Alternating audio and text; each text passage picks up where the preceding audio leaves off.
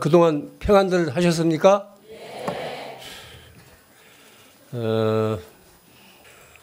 지금 산하대지에 초록이 물들고 있습니다. 살아있는 무수한 생명들이 꽃을 피우고 잎을 펼쳐내는 이 눈부신 봄날, 여러분과 이 자리에서 다시 만나게 되어 몹시 기쁘고 감사한 마음입니다. 우리들이 지금 살아있다는 것은 당연한 일 같지만은 이는 하나의 기적이고 커다란 축복이 아닐 수 없습니다. 뭐니 해도 이 세상에서 생명처럼 존귀한 것은 또 없습니다. 생명은 개체로 보면은 단 하나뿐입니다. 우리가 친지들의 죽음을 두고 슬퍼하는 것은 다시 만날 수 없는 영원한 이별이기 때문에 그렇습니다. 우리 시대에 와서 이와 같은 생명의 존엄성이 크게 손상되고 있습니다. 걸핏하면 어린 생명들 유괴해다가 폭행을 가하고 살해합니다. 그럴 만한 이유도 없이 무작위로 살해합니다. 생명을 다루는 농경사에서는 감히 생각도 해볼 수 없던 그런 끔찍한 일들입니다. 씨를 뿌려서 새움이 돋고 또 어린 싹들이 자라나는 그런 그 과정을 지켜보면서 우리 안에서 어떤 생명의 소중함이 같이 함께 움틉니다. 이렇게 살다가 흙을 멀리하고 도시에서 산업사회에서 정보화사회에서 살다 보니까 사람들이 너무 메말라가지고 인간의 설 자리를 그렇게 잃게 된 겁니다. 옛날보다 소득은 훨씬 많고 가전제품도 많고 편리하게 살고 있지만은 인성은 우리가 어렵게 살던 그 시절에 비해서 훨씬 못하고 있습니다. 사람이 같은 사람을 죽인다니 상상도 할 수 없었던 일 아닙니까? 이 육신은 흉기로 살해할 수 있지만은 생명의 근원인 영혼은 그 무엇을 가지고도 죽일 수 없습니다. 따라서 남을 죽이는 것은 결과적으로 자기 자신을 죽이는 일입니다. 우리가 몸담아 살고 있는 이 세상은 사람들만 사는 것이 아닙니다. 그 겉모습은 다를지라도 수많은 생명체들이 서로 주고받으면서 어울려 함께 삽니다. 균형과 조화로서 생명의 연결고리인 생태계를 이루고 있습니다. 그런데 요 근래 와서 이 땅의 생태계가 커다란 위협을 받고 있습니다. 보십시오. 방방곡곡 어느 한 곳 성한 곳이 없습니다. 허물고 파헤쳐져 우리 국토가 피를 흘리면서 신음하고 있는 그런 현실입니다. 그런 중에서도 이명박 대통령의 공약 사업으로 은밀히 추진되고 있는 한반도 대운하 계획은 이 땅의 무수한 생명체를 위협하고 파괴하려는 끔찍한 재난입니다. 우리가 지금 당면한 가장 중요한 지금 사안이기 때문에 제가 오늘 이 한반도 대운하 문제에 대해서 이 자리에서 거론하려고 합니다. 우리 국토는 한두 사람의 생각으로 허물고 파괴할 수 있는 그런 대상은 결코 아닙니다. 어떤 정책 권력을 가지고도 이 땅을 만신창으로 만들 수가 없습니다. 이 국토는 오랜 역사 속에서 조상 대대로 이어내려온 우리의 영혼이고 살이고 뼈입니다. 그리고 우리만 살다 갈 것이 아니라 후손에까지 물려줄 신성한 땅입니다. 이런 땅의 대운하를 만들겠다는 생각 자체가 우리 국토에 대한 무례이고 모독임을 알아야 됩니다. 어떻게 감히 그런 생각을 할 수 있습니까? 이 땅은 무기물, 바위나 흙으로 되어 있지 않습니다. 많은 생명체들이 함께 이 땅을 이루고 있습니다. 한반도 대운하는 물류와 관광을 위해서라고 합니다. 몇 푼씩 경제 논리에 의해서 이 신성한 땅을 유린하려는 것은 대단히 무모하고 망연된 생각입니다. 물류, 물건을 실어 날리는 일이에요. 또 관광, 눈으로 보고 먹고 마시고 뭐 즐기는 그런 일입니다. 이 두 가지를 위해서 그렇게 거창한 운하 계획을 세운 겁니다. 삼면이 바다이고 고속철도와 고속도로가 수송을 담당하고 있는 현실로 미루어 그것은 결코 타당한 구상이 아닙니다. 서울, 부산 사이 그 넓은 바닷길도 실제로 운항해온 회사가 정부의 보조를 받고도 타산이 맞지 않아 문을 닫았는데 수많은 댐을 만들고 다리를 허물고 산의 턴을 뚫어야 하는 운하가 무슨 경제성이 있겠습니까? 그리고 운하는 지금 세계적으로 사양 산업입니다. 미국이고 유럽이고 운하는 이제 물류의 기능을 제대로 못하고 있기 때문에 그렇습니다. 철도에 의존하기 위해서 철도망을 증설하고 있는 것이 지금 세계적인 추세입니다. 한반도 대운하를 환영하는 사람들은 교통수단으로 운하를 교통수단으로 이용해 보겠다는 사람들은 결코 아닙니다. 이와 같은 개발 사업으로 땅값이 오르는 것에 관심이 있는 땅 투기꾼들입니다. 벌써부터 운하 예정지의 땅값이 지금 치솟고 있지 않습니까? 그리고 건설공사에 관심이 있는 일부 건설업자들 뿐입니다. 국민들 대다수는 지금 이 일에 대해서 반대하고 있어요.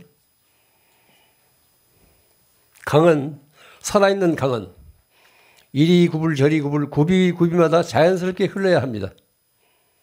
이런 강을 직선으로 만들고 깊은 웅덩이를 파서 물이 흘러가지 못하도록 채워놓고 강변에 콘크리트 제방을 쌓아놓으면 그것은 살아있는 강이 아닙니다. 그리고 갈수록 빈번해지는 국지성 호우는 토막난 각 수로의 범람을 일으켜 홍수의 피해를 가중시킬 것이 아주 뻔합니다.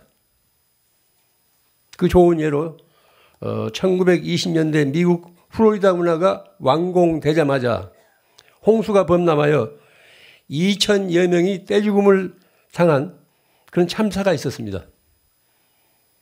이런 일이 운하의 어떤 위험한 한계성을 드러내고 있는 겁니다. 운하에는 물을 항상 채워놓아야 하기 때문에 갑작스런 호우로 범람하는 것은 당연합니다. 또 운하가 가뭄을 막아준다는 말도 전혀 사실이 아닙니다. 운하는 항상 수위를 유지해야 하기 때문에 마음대로 빼내어 쓸 수 있는 물이 아닙니다. 대통령의 공약사업 홍보물의 그럴듯한 그림으로 순진한 지역 주민들이 속아서 엉뚱한 환상을 불러일으키고 있습니다. 개발 욕구에 불을 붙여 공론을 분열시키면서 이 사업을 추진하겠다는 것은 지극히 부도덕한 처사입니다. 문경이나 상주가 마치 부산 같은 항구 도시로 발전할 거라는 환상을 심어주는 것도 비열한 속임수입니다. 지난 국회의원 선거 기간 수도권 일부에서 뉴타운, 재개발이죠. 뉴타운이 곧 이루어질 거라고 주민들을 속여서 근소한 표차로 국회의원에 당선된 것도 국민을 기만하는 비열한 처사입니다. 청계천과 운하는 그 틀이 전혀 다릅니다. 청계천은 기왕에 있었던 개천을 복원한 것이고 한반도 대운하는 멀쩡한 우리 국토를 허물고 파헤치고 토막내어 만들겠다는 지극히 반자연적인 무모한 계획입니다. 또 운하를 이용해서 관광을 내세우는 것도 현실에 맞지 않습니다. 우리나라가 세계 관광객들로부터 점점 발길이 뜸해지고 있는 것은 운하가 없어서가 결코 아닙니다. 불친절과 물가고와 언어의 소통이 제대로 안 되기 때문에 그렇습니다. 우리나라에서 관광 자원으로 제주도만한 것이 어디 있습니까? 제주도에 가면은 음식값을 비롯해서 물가가 너무 비싸요. 또 언어가 제대로 외국인들이 들어와서 언어가 제대로 소통이 안 되고 불친절하기 때문에 다시 찾고 싶지 않다고 그렇게들 얘기합니다.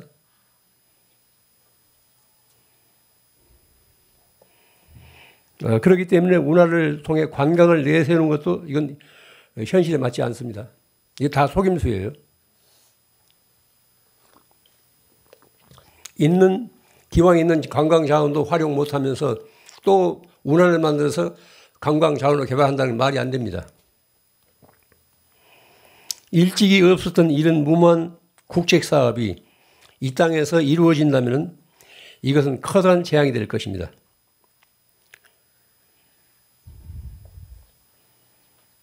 또 국토해양부 관계기관에서는 뭐 내년 4월에 착공해가지고 대통령 임기 안에 이게 마무리 짓겠대요.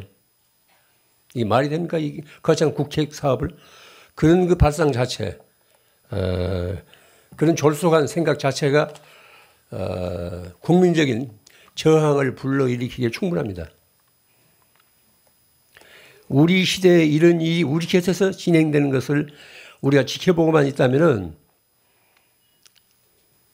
명심하십시오.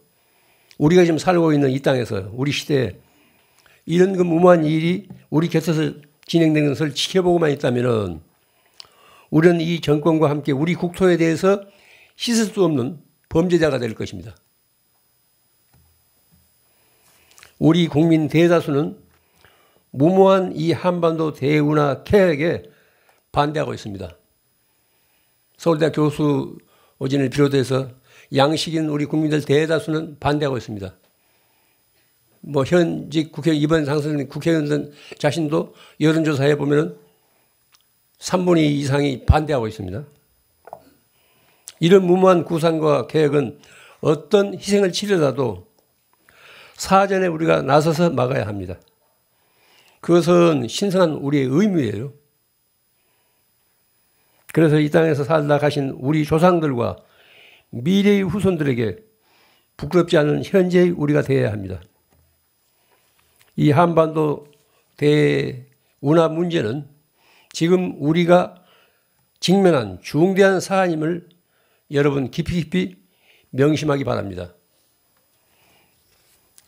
제가 부품을 수리하면서 느낀 소감을 이 자리에서 몇 가지 말씀드리겠습니다.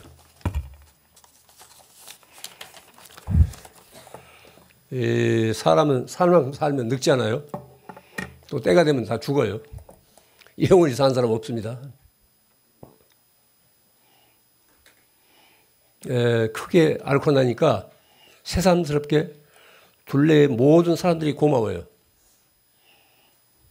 또 나를 에워싸고 있는 모든 사물들이 새삼스럽게 고맙다는 생각이 듭니다.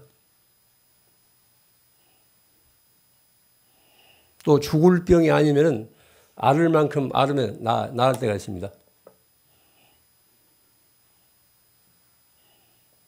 제가 치료하면서 구토가 헛구역질이 나와가지고 음식을 먹을 수가 없어요. 거의 50일 동안 단식 상태였습니다. 제 몸을 본 모두 이웃에서는 간호한 사람들이 마치 부처님도 6년 고행한 그런 그 갈비반 앙상이 남은 그런 그 모습이라고. 그때 제 체중이 한 50kg 미만이었어요. 지금은 뭐 옛날에 다 회복됐는데 제가 앓으면서 생각이 이렇습니다. 그날 하루하루 즐겁게 살자. 내일은 기약할 수 없습니다. 오늘 우리가 이렇게 이제 만나서 눈부신 봄날 이렇게 마주 앉아서 오랜만에 이제 이야기를 주고받고 그러지만은 내일 일을 누가 합니까? 그날 하루하루 살아야 돼요. 살 수 있어야 됩니다. 하루하루 잘 살아야 돼요. 후회 없이 살아야 됩니다. 그러기 위해서는 우선 내 마음이 활짝 열려야 돼요. 우리가 세상을 살아갈 때 가장 문제가 많은 것이 인간관계 아닙니까? 가족 간의 관계, 친지들과의 관계, 직장에서의 관계, 늘 관계가 문제예요. 그런데 뻔히 알면서도 실제 잘 안 됩니다. 내 마음을 내가 활짝 열 수 있어야 되는데 말은 쉽지만 그렇게 안 돼요.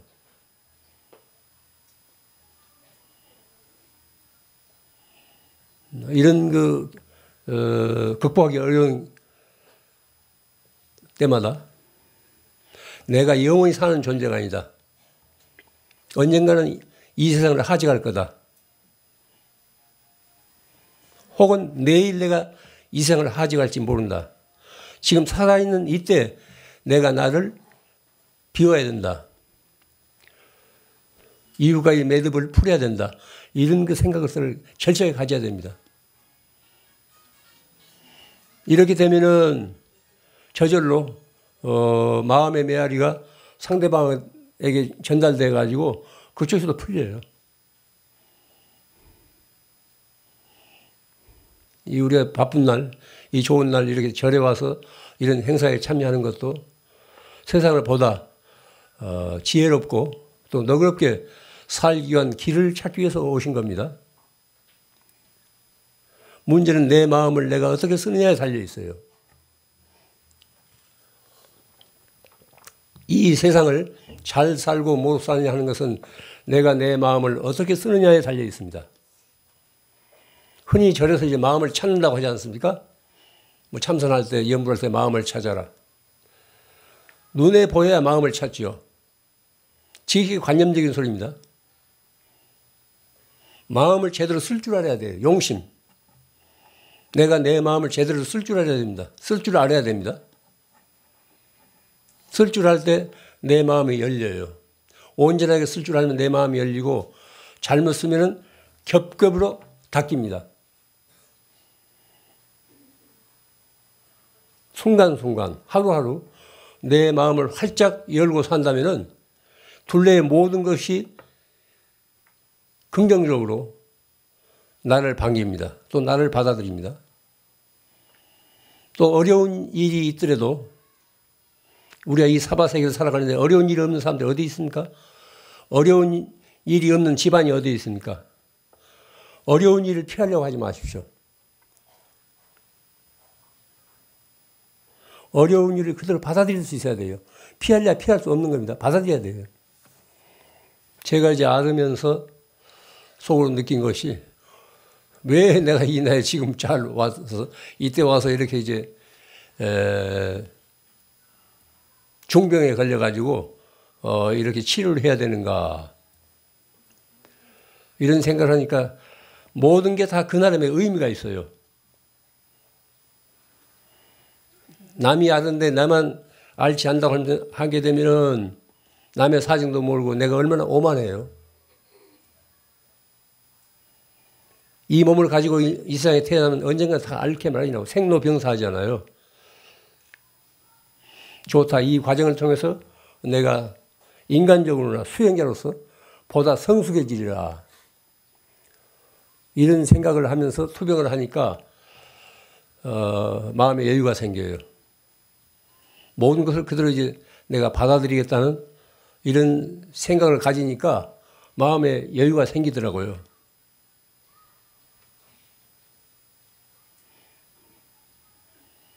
뭐 달마 스님도 법문에 나오잖아요. 우리가 이 자리에서 제가 몇 번씩 얘기했습니다. 마음이 알 수 없구나. 너그러울 때는 온 세상을 다 받아들이다가도 온 세상을 다 받아들이다가도 온 세상을 다 용납하는 거예요. 그런 마음이 한번 뒤틀리면 옹졸해지면 바늘 하나 꽂을 자리가 없다는 거예요. 그게 우리 마음입니다. 모든 것을 받아들이려고 하는 것은 우리 본심, 본 마음이고 바늘 하나 꽂을 자리 없이 옹색한 것은 뒤틀린 마음은 내 마음이 아니에요. 그런 경우 빨리 비워야 돼요. 옹색한 마음을 지니고 있으면 내가 아닙니다. 빨리 그건 비워야 돼요. 너그러운 마음을 비워야 됩니다. 이와 같이 일상생활에 마음 쓰는 훈련을 해야 됩니다. 우리가 참선하고 염불하고 혹은 독경하는 것도 내가 내 마음을 바르게 온전하게 쓰기 위해서 한 것 아닙니까? 그런 정진을 통해서 내가 내 마음을 바르게 활짝 열고 살기 위해서 하는 겁니다. 그 밖에 다른 공덕 따지지 마십시오.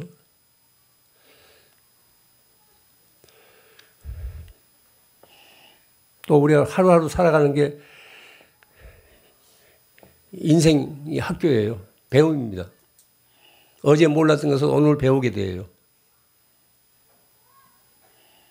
그러면서 거기서 어떤 삶의 어떤 묘미 같은 걸 스스로 터득하게 됩니다.